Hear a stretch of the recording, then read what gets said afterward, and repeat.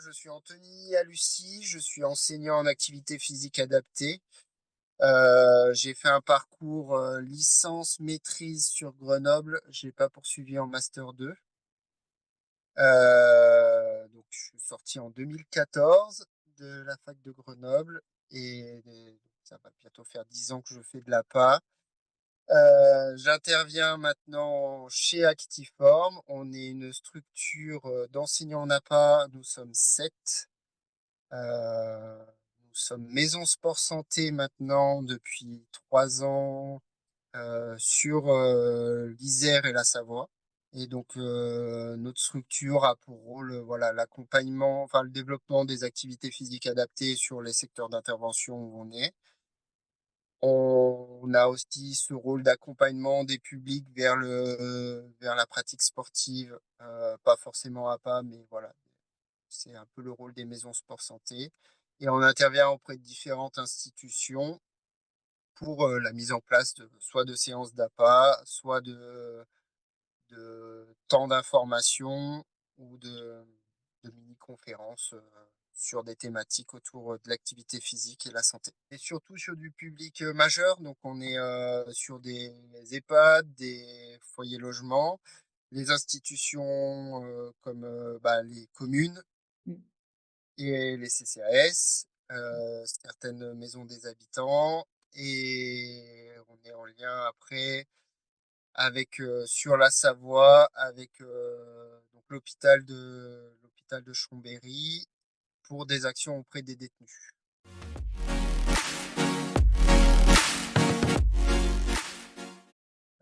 Du coup, les principaux changements, c'est la sortie des APA des institutions, de ce que j'ai remarqué.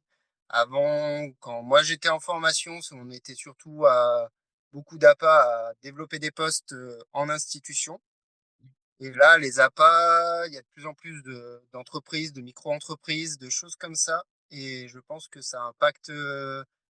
C'est quelque chose qui n'est pas vu dans les maquettes que j'avais et dans celles que je côtoie. Et c'est quelque chose qui peut manquer, je pense, aux futurs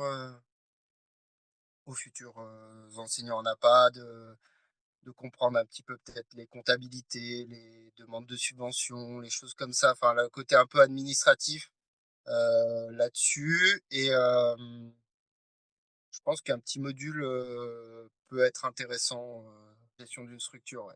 Mm. Je pense que ouais, ça peut être intéressant.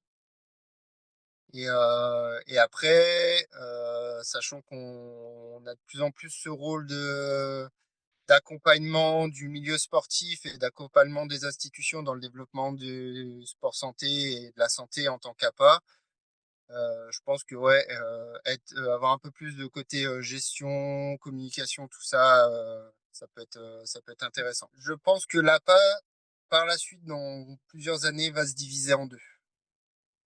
Il va avoir un APA sport qui va être en fait des APA qui permettront au domaine du sport de se spécialiser et de s'adapter au public qui arrive. Mm. Et il y aura un APA qui sera dans la poursuite de rééducation et la mise en mobilisation du grand public. Ok. Et ils travailleront ensemble, mais je pense qu'il y aura un côté APA, on va dire, fédéral qui aidera le système fédéral à accueillir certains publics, à développer des compétences sur les encadrants, Mm. euh, BPGEPS ou même STAPS classique, Mm. et enfin STAPS entraînement. Mm. Et il y aura un APA santé qui aura plus un aspect soit santé publique, soit institutionnel et de rééducation, d'accompagnement dans la rééducation. Du coup, j'ai une autre question, parce que ça me vient en même temps que vous parlez. Est-ce que, par exemple, tout ce qui est mis en place dans les entreprises, vous avez vu un impact, vous, sur votre demande, enfin, votre demande enfin, oui, votre demande d'activité?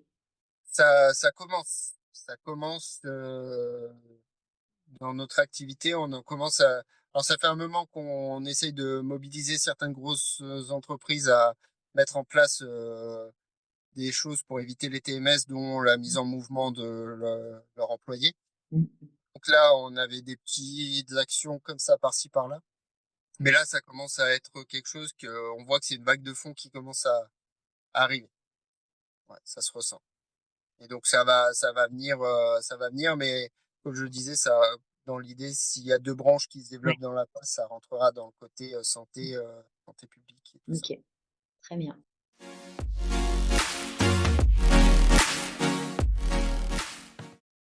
Après, c'est avoir de l'expérience dans l'encadrement et dans l'animation de séances, Mmh, et dans la lecture, enfin tout ce qui est aspect aussi un peu, base médecine et savoir décrypter un peu les dernières, infos pour, pas être trop en décalage et pas propager mmh, des idées,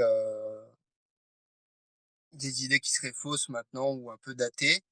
mmh, Et peut-être aussi, nous, ce qu'on recherche beaucoup, c'est le côté compréhension psychologique et motivationnelle pour les personnes qu'on accompagne.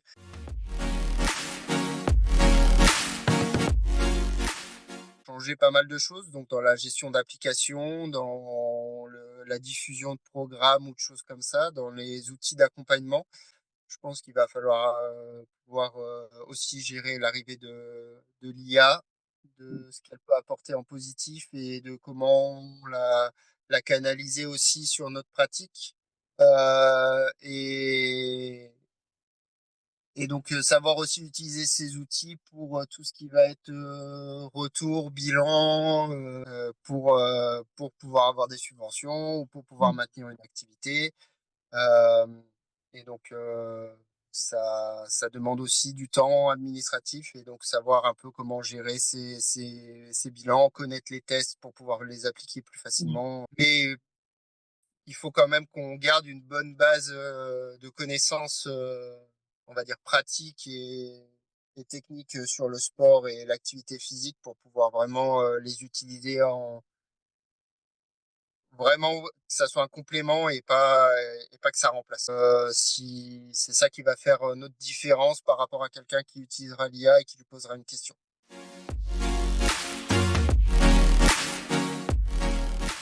L'aspect, de pouvoir être autonome, de savoir gérer un peu des responsabilités, enfin, c'est ce qu'on recherche pas mal nous dans le domaine, de la maison sport santé qu'on est et donc le domaine donc de pouvoir gérer des projets et tout ça. Donc il faut pouvoir être, organisé, savoir travailler un peu en autonomie, savoir prendre les responsabilités et voilà, être un peu proactif sur savoir voilà, analyser un petit peu ce qui se passe pour trouver des solutions et être un peu porteur de solutions.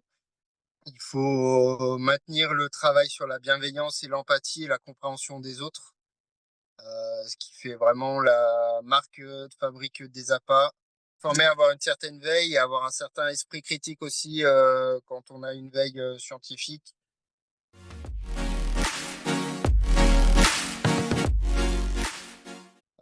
Dans le domaine des APAS, vu on a cet aspect santé, ça a tout de suite beaucoup plus ouvert le public qui est pratiquant et les encadrants aussi mmh. étaient plus variés. Donc cette ouverture d'esprit sur les évolutions sociétales, elles étaient déjà bien ancrées.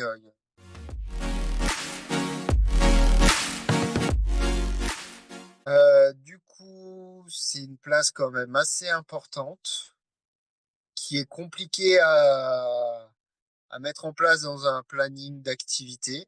Mais je pense que c'est quand même quelque chose de très utile, les formations continues. Dans l'idée, l'auto-formation, la lecture d'articles et tout, c'est quelque chose de primordial à avoir dans son quotidien, enfin pas tous les jours, mais au moins de manière hebdomadaire, d'avoir des points de veille. Alors soit en allant chercher, soit en se moi je sais que je me suis mis à beaucoup de newsletters qui me retransfèrent beaucoup d'informations, qui me permettent d'éviter de passer des heures aussi, sur les moteurs de recherche. Et après, bah, sur les formations, ça va dépendre aussi des spécificités. On n'a pas de public qu'on encadre et ça après, ça va permettre de donner les plus-values, à une structure plutôt qu'à une autre, pour, un public plutôt qu'un autre. Voilà.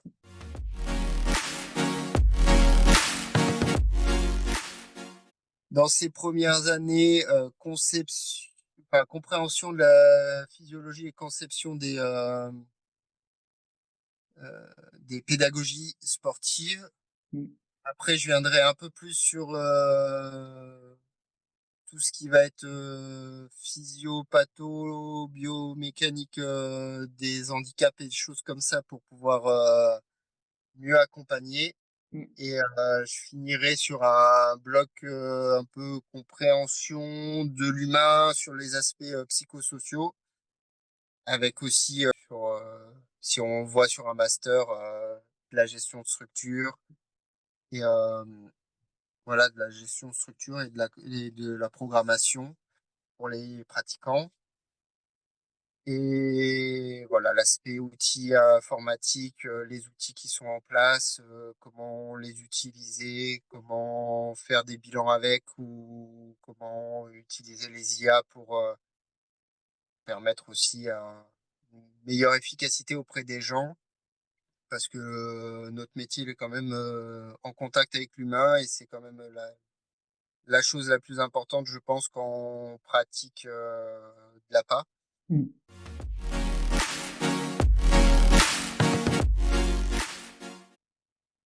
Le fait d'avoir dans mon domaine, le fait d'avoir des apports techniques en plus permet aussi de faire de la variété dans les interventions et les pratiques mises en place.